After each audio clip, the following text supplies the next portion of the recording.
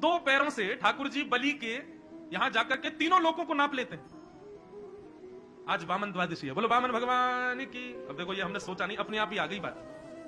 वामन बनकर के भगवान गए, और वामन बनकर के जैसे ही गए तो बलि के यहां जाकर के बोले 3 पग जमीन चाहिए। बलि बोला आपको मांगने में शर्म नहीं आ रही होगी, मुझे देने में बहुत आएगी। 3 लोगों का नाथ हूं मैं और आप मुझसे 3 पग जमीन मांग रहे हो। ठाकुर जी बोले 3 पग ही चाहिए। जैसे संकल्प किया भगवान विराट हो गए, 2 पग से तीनों लोग नाप लिए और कहा बताओ बलि तुमने 3 पग देने को कहा था, मैंने 2 पग से तीनों लोग नाप लिए, तीसरा पग कहां रखूं मैं? यदि नहीं बताओगे तो तुमको नरक जाना पड़ेगा। 3 पग जमीन देने का तुमने वरदान दिया, 2 पग से तो तीनों लोग नप गए, अब बचा ही नहीं कहीं रखने को।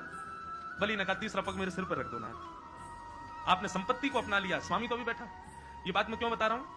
2 पग से तीनों लोग नाप लेते हैं, लेकिन वृंदावन में नंद भवन की देहली नहीं नापी जाती इनसे।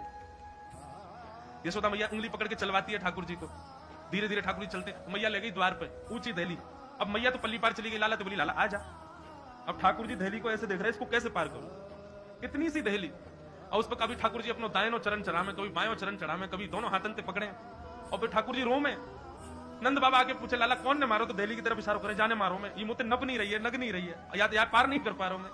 तब देवता बोले बताओ 2 पग से 3 लोग नापने वाले से नंद भवन की देहली नहीं नापी जा रही है।